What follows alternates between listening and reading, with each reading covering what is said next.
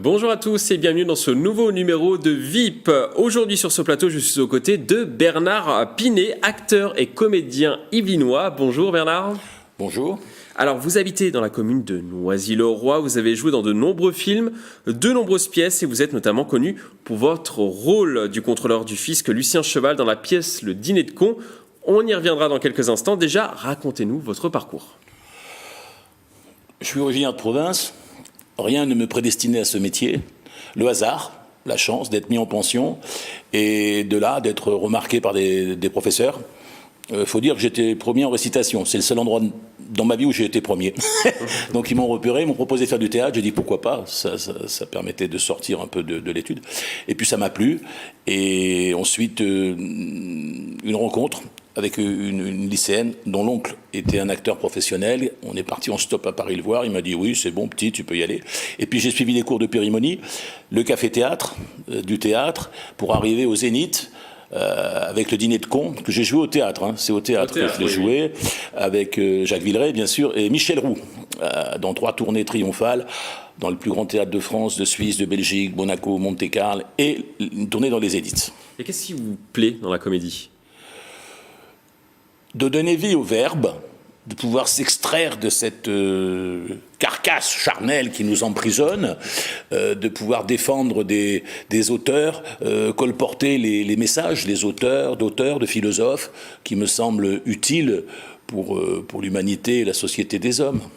Vous êtes monté à Paris très jeune, vous aviez une vingtaine d'années, sans un sou en poche, si je peux dire. Est-ce que ça a été difficile au début ? Ouais, mais comme disait Rimbaud, on n'est pas sérieux quand on a 17 ans. Moi, j'avais 20 ans, donc je suis parti, j'avais rien à perdre de toute façon, puisque enfin bref, j'avais pas d'études, bref. Alors que, non, je me suis pas rendu compte du danger. Je suis parti avec l'équivalent de, je sais pas, ce serait peut-être aujourd'hui 1000 €. Parce que j'avais bossé avant à l'usine, j'avais monté une petite troupe avec un copain qui a plongé parce que faute de financement. Et puis, l'arrivée à Paris est violente. Paris est une ville magnifique, mais pas forcément hospitalière pour quelqu'un qui n'a pas un sou en poche. Bref, des petits boulots. À l'époque, on pouvait trouver du boulot facilement. Et puis, le hasard, toujours. Cet élève dont je vous ai parlé, par son oncle, m'a indiqué le cours Périmonie, qui était à l'époque un des cours, avec le cours de Jean-Laurent Cochet, un des cours solides, respectés du métier. Audition, je suis pris en 3e année au théâtre de l'Athénée Louis Jouvet où Périmonie exerçait à l'époque. Repéré par un journaliste qui était venu aux auditions, première pièce au café-théâtre, la véritable histoire de Paul et Virginie, où je fais Paul, aux côtés de Sophie Chauveau qui sortait du conservatoire. Et puis un agent, Marceline Lenoir, qui m'a permis de faire mes premiers films à l'écran. Et puis après, les choses s'enchaînent. Quand on fait bien son travail, qu'on est sérieux, le hasard aide à trouver du boulot.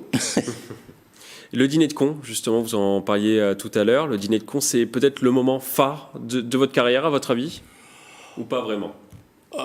Phare, je sais pas, inattendu totalement. C'est le seul rôle pour lequel je n'ai pas passé d'audition. Pourquoi ?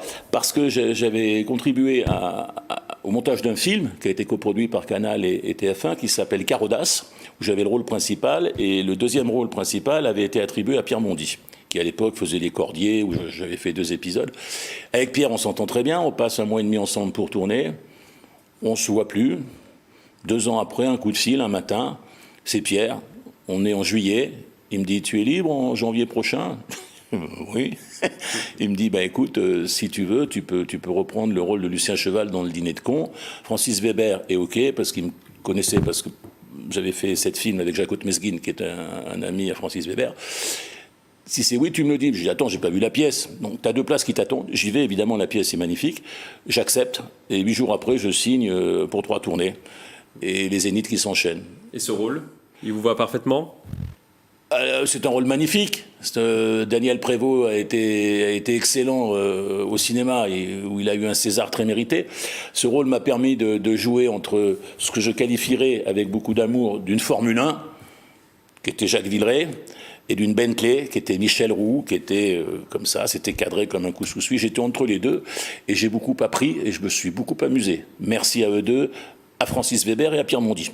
Alors vous avez également écrit des pièces, et notamment Pétanque et Sentiments. On va justement regarder un extrait. Ben écoute, tout d'abord, je vais réattaquer le sport. Ouais, à fond les boules.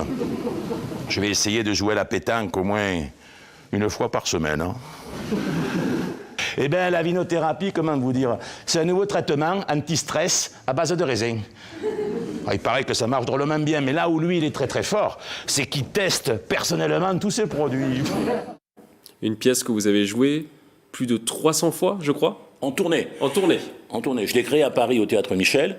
Ensuite, la 100e a eu lieu au Théâtre de la Huchette, à Paris, qui avait eu à l'époque un Molière d'honneur pour la qualité de sa programmation.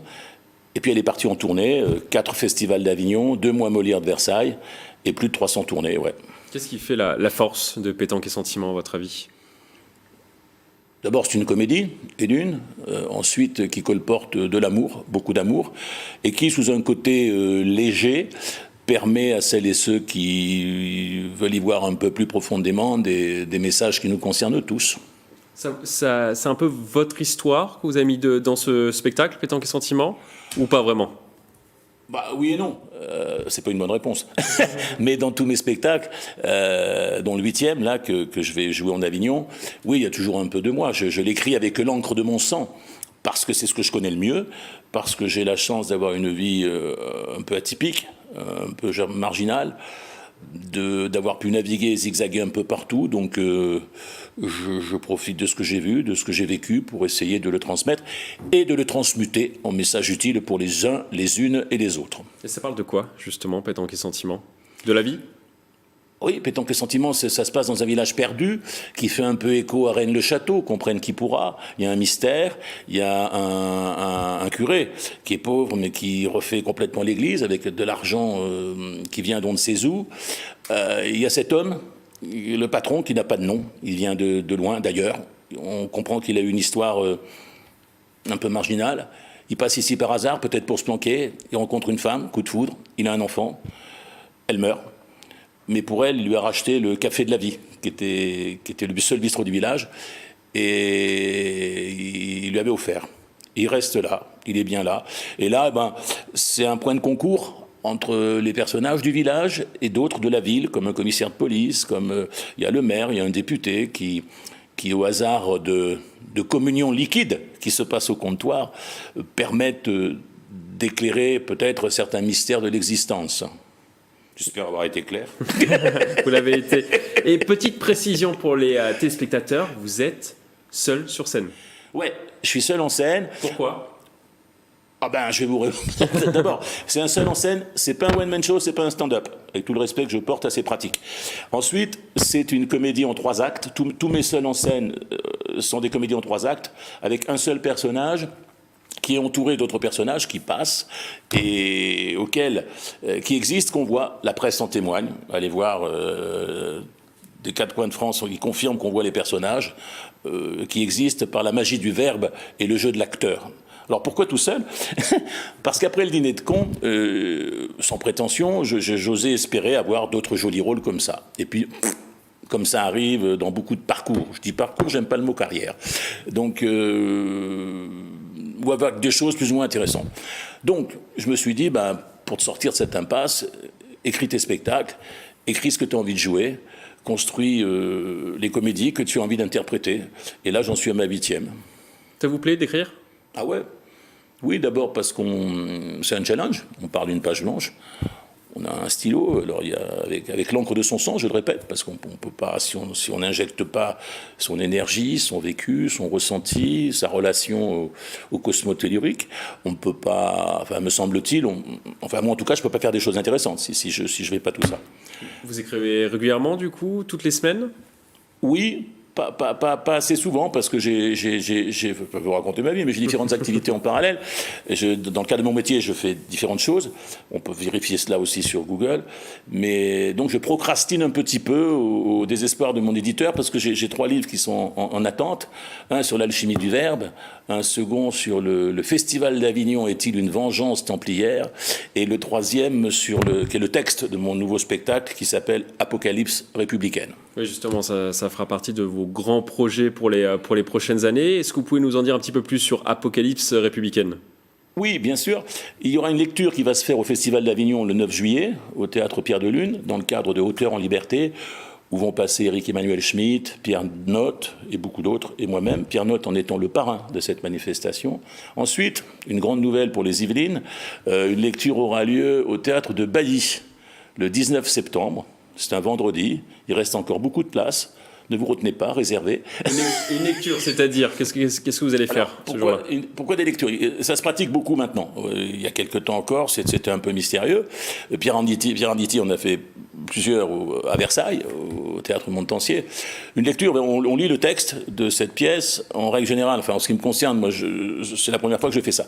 Mais je lis le texte d'une pièce qui n'a pas affronter l'épreuve du public, qui n'a pas affronté l'acte d'amour entre le verbe, l'acteur et le public.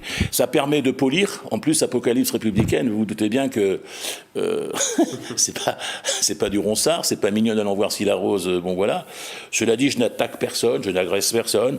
Je mets juste un coup d'éclairage et des ressentis, des commentaires sur des choses qui nous concernent tous, qui nous rendent tous tristes et devant lesquels on est parfois impuissant, mais face auxquels il faut garder beaucoup d'espoir et ne jamais commettre le péché de désespérance.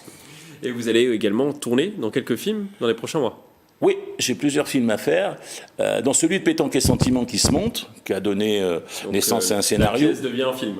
Oui, alors là, tous les personnages qui existent sur scène existeront, ont une personnalité, ont une histoire, ont un caractère, bon, etc., etc. C'est en cours de montage. J'ai une coproduction suisse, je vais en avoir une belge, et là, je cherche une production française, s'il y a un producteur qui écoute. Voilà, j'en avais une, je l'ai perdue avec le Covid. Et puis j'ai deux autres films aussi, un de Gauthier Barra, un jeune cinéaste qui habite Versailles, qui s'appelle Le Monstre dans la vallée, dans lequel j'ai un des rôles principaux. Et puis, enfin, différentes choses, mais il ne faut pas trop parler de choses qui ne sont pas encore faites. La retraite attendra pour vous, Bernard ? Pour un artiste quel qu'il soit... Vous approchez les 70 ans, c'est ça ? Pardon ? Vous approchez les 70 ans. Ah, je me les tape à la fin de l'année, en novembre. Ah ouais, mais ils me font pas peur. Hein. Et puis, bon, dans mon métier... Tant qu'on a la chance d'avoir la santé, l'énergie et puis la niaque, on peut continuer autant que faire se peut. Michel Galabru nous l'a prouvé, il est parti à 93 ans et il jouait encore magnifiquement quelques mois avant, quelques semaines avant. Merci beaucoup Bernard Pinet, ça sera le mot de la fin. Merci à vous et à bientôt pour un nouveau numéro de VYP.